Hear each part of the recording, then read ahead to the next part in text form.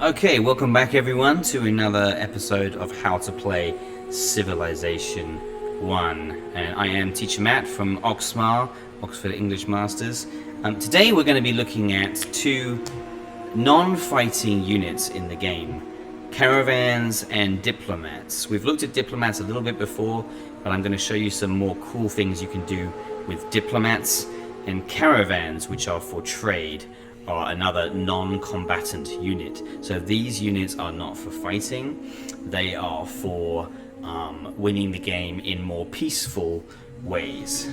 Okay, so here's my Chinese nation. It is 1545, and I have a little bit of a problem because my technology is way behind some of the other nations. Now, it's not that I've played the game particularly badly, but I haven't changed my government yet, because I'm waiting to show you that in another class later. So that is really what has slowed down my technology. So we'll learn about governments in another class, but I've kind of deliberately played the game with one hand behind my back.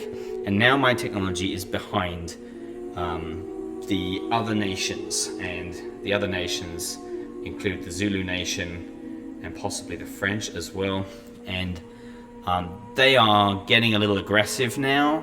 They're sort of coming with steel battleships and attacking my men, and I'm still kind of at the lower technology side of things. I'm still at the phalanx end of technology, so I don't have metal battleships yet or anything, or guns. I don't have gunpowder. I don't have musketeers yet, so I have a bit of a problem here. This is something that the Diplomats can help me with. So let me show you. Over here I have two Diplomats, which I have landed from my sailboat. Actually, I've got another one here as well, and I'm not going to take him out of the boat yet though. I've got a lot of cities here building Diplomats right now, and that is because I'm hoping to steal some technology from the other country. And this is a way, if the other country gets in front of you with your technology, this is a way to catch up really quickly. So I'm going to show you now how I'm going to steal technology from the enemy. Okay, I've just got to move a few things around here before I can actually steal. Okay, I'm just moving my Diplomats around, doing some mining here, making some forests here. Okay, I'm going to keep irrigating over here. Do some irrigation over here. Got a lot of settlers, as you can see. I've also got some caravans. Now these have come from, you can see this caravan here, it says down here, is from Mecca. Now my Mecca, this is not the right place for Mecca, but my Mecca is kind of up here in Siberia. So I have taken this caravan right across the continent, and I'm going to try and trade with, I think that's the Indians or possibly the Mongolians who are in Africa in this game. Okay, so I'm going to keep moving my caravans. It's a good idea to use G for this because it's really tedious to have to keep moving them. Okay, I'm going to click on this guy. We're going to go into this city here. This is over in America, which is where the Zulus are living. By the way, I'm recording from outside today, so if there's a little bit of noise, I apologize for that. And I'm going to choose Steel Technology. And oh look, I have now got atomic theory. This doesn't let me build nuclear power stations or nuclear bombs yet, but it's a step. This is just the theory about the atom. Okay, fantastic. I just got a free technology. Chinese steel atomic theory. Great. That isn't really the most useful technology for me right now. Now, something about stealing technology, you can only steal one technology from each city. So I can't just go and get another technology from this city now. I need to go and find another Zulu city to steal more technology. I'm going to go back here and try and get another load of Diplomats. I'm going to kind of try to do this lots of times so I can try and steal lots of technology, but I need to send my Diplomats to different cities. Now I'm at war with the Zulus, so they are going to try and kill my spies if they can. Actually, I think there might be a road there. Can I take my Diplomat out, please? No, I can't. Okay, I got loads of diplomats being made. Sidon's making a marketplace. Okay, fine. I better make some more soldiers here. They're getting a bit unhappy. Right, I have some more diplomats coming, ready to go into this boat. I'm going to press S. When you put a boat inside, anything that is est, anything where you've pressed S, sentry, will automatically load into the boat, which is quite useful. I actually got about 6 diplomats now. I haven't got enough boat space for all of them. Okay, I'm exploring Africa here. Oh, and he's gone the wrong way. Come up here, please. Okay, I got more. I better make another sailboat. I got too many diplomats, not enough sailboats. Okay, I am a nation of spies now. Wow. Okay, carrying on, mining, doing various things, moving my caravans to the other country's city. I am not at war, I think, with the Indians, as far as I remember. Right, I'm going to try and get these diplomats out. Uh-oh, there's a catapult there. He's probably going to kill my diplomat. Okay, that wasn't so smart. Let's go find another city. I'm hoping there's going to be another one up here somewhere. Yeah, he's dead. Okay, spy got killed. Alright, never mind.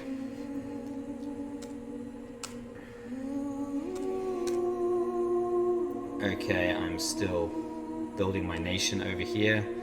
Okay, I'm still moving my caravans along. Right, while we're waiting, there's something else I can show you over here. I've got a spy ready. And something else spies can do, diplomats, sorry, I should call them diplomats, but they are spies really. I can actually basically buy an enemy city. So, Kashgar here, I don't think that's the capital. If I go inside, you see there's an option to incite a revolt. So this means the diplomat is paying people to fight the government, making people angry against the government, and then maybe the city will change sides. So if I incite a revolt, it will tell me how much money I need to pay to incite a revolt. And it's 212. I've got 590 gold, so that seems quite worth it to me to get this city. I don't have to fight a war. This will not necessarily start a war either. You can do this and still be peaceful. They will know it's me, however, so it might start a war. If you want to do this super sneakily, you can subvert the city, which will cost double. That means they will totally not know who did this, so they will not start a war with me. However, it's quite expensive. I don't want to spend that much, so I'm going to incite a revolt. Mongols rebel. Oh, it's the Mongols, not Indians, sorry. Civil war in Kashgar. Chinese influence suspected. There you go. That is now my city. I get 6 gold back. If the Mongols had high technology, I could also get one of their technologies free. So this is kind of a 2-for-1 deal. If you buy an enemy city and they've got good technology, you also get free technology as well. So it can be really good. I also get all the buildings and the soldiers in that city as well. Okay, I've got a caravan here. I should have actually traded with this city before I took it. Okay, now if we look at Mecca over here, you'll see it's got these green names of cities here. This is called a trade route. So if you send a caravan, if you build a caravan and you send it to another city, you will get some money. And sorry, not money. Well, you do get money, but you also get trade. Now this trade, you can see Nishnapur is giving me +1 trade. That is +1 of these arrows. That gives me more money and more science. So this is a really good way to boost the trade from you going into your city. And you get that every turn. Now there's some rules. You can only have 3 trade routes, and you get more trade and more money if you trade with cities that are far away, and if you trade with cities that are from another country. You can trade with your own cities, but you don't get as much money as much trade. So it's better to trade with cities from other countries. You can see Samarkand here, probably because it's my city, it's not actually giving me anything. So this is a pretty useless trade route. Okay, so I've got Mecca over here. This is my city, Bukhara. It is far away from my city, which is good. So I'm going to trade with it. So if I go in, it will say establish trade route, or I can keep moving. I'm going to establish a trade route. So I get 8 gold revenue and my caravan disappears. But if I go back to Mecca now, you can see Bukhara. Oh, but it's giving me 0. Okay, that didn't work very well. It didn't give me any more trade. Maybe because it's my own country city. So I really should have traded with this city down here, Kabul. That's a Mongol city. That's not my country. That will give me more trade. Okay. Right, we're still looking for places to put my spies. There don't seem to be any cities up here. I'm going to try and go down and find some more cities instead. Right, I've got another spy boat with 3 spies on it. I'm going to go to South America this time and see if I can get some more. God, I got a lot of spies. Okay. I'm also going to take some caravans over as well, because you can trade with countries if you're at war with them as well. We might call that smuggling in today's world. Okay, this caravan I'm going to keep moving. I'm not going to let it trade yet. Okay, oh, I have another spy here. I might send him this way to deal with the Mongols. So don't underestimate these non-combatant units. They can be very powerful, especially the diplomats. They can be really, really useful. There is one more use of a caravan that I want to show you. Okay, I'm not gonna maybe play through this. Oh, I've just learned magnetism, which will give me better boats. A frigate, which is a bigger ship. That's cool. Okay, I could now learn engineering. Okay, so I will probably change my ship I'm building to a frigate, because that gives me more options. Okay. Alright, I'm going to save this game for a second and show you one other use of caravans. I need to open up one of my students' games. Okay, if you quit and you press Civ like this, you can go straight back into the front screen, which saves you some time. Okay, so let's load a game. Hello, are you loading? Right. Okay, I'm going to choose Prince Isaac's game here. Okay, so this is a much more advanced world. And you can see in New York, we are building J.S. Bach's Cathedral, which is a wonder of the world. So this is one of the really big things you can build in the game. There's several here: Shakespeare's Theatre, J.S. Bach's Cathedral, Darwin's Voyage, women's suffrage. Okay, so this is like an amazing achievement or amazing building, which everyone, you can only have one in the world and everyone wants to see it and visit it. And these can have big effects on your civilization. If you're not sure what they will do, you can go to the Civilopedia and click on city improvements and you can look it up. There it is, J.S. Bach's Cathedral. Decreases unhappy people on continent by 2 per city. So it will make all my cities on the same continent happier. So they can have some really big effects. It is a good idea to build wonders of the world if you can. But the problem is they take a long time. They need a lot of resources. Even if you have a factory or something, it can take a while.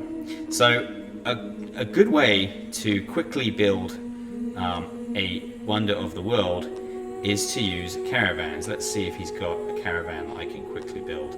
Okay, well, he doesn't have one actually, but I'm going to cheat and quickly buy this caravan. Okay, and then next turn, hopefully, we will be able to take that in.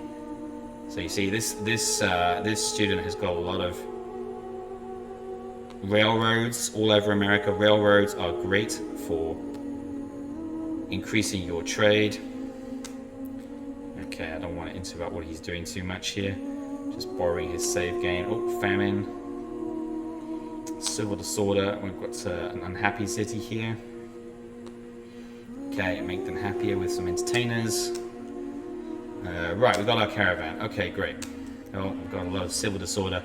He recently changed his government, which is why there is a lot of unhappiness at the moment. But we'll learn that in another class. Okay. Ooh.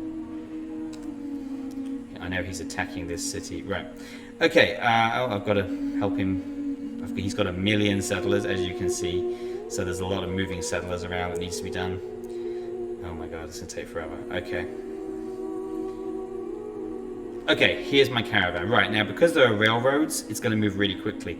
If I go up to New York, where we're building the wonder of the world, and I go into New York, it says keep moving or help build wonder. So I'm now going to choose help build wonder. And that means that the resources that were used to make the caravan will now be added to the wonder of the world. Oops, but I pressed the wrong button. Okay, I'm going to do it again. Help build wonder. There you go. So the caravan disappears, and you can see now J.S. Sparks Cathedral is more complete. Okay, so you can also use caravans. I could have all the cities around here building caravans and sending them to this city, and then the wonder of the world will be made really quickly. That's useful. If another country builds the wonder of the world first, I can't build it. It can only be built in one city in the whole world. And if it is destroyed, for example, if barbarians take your city, you can't build it again. It's gone. So there is a bit of a race in the game to who can build the wonders of the world first. And if you are the last one, then sorry, game over, too late. You can't build it. Okay. Right, there you go. That was a fairly quick overview of how to use diplomats. So you can use them to steal secrets. That's one of the most useful things you can do. Also, you can use it to buy a city by inciting a revolt. And caravans can increase the trade in your cities. If you take them to other cities, they give you money, but they also increase your trade. And this actually is really a secret weapon, because trade over time really makes a big difference to your science, your money, and winning the game. So don't underestimate the power of the caravan and trade. Just like in the real world, trade has a massive effect on the success of your civilization. Okay, next week we're going to be talking about governments and changing your government to democracy, republic, communism, monarchy, and despotism, and what are the advantages and disadvantages of each kind of government, when you want to change government, all that kind of thing. Changing governments is a massive game changer in civilization.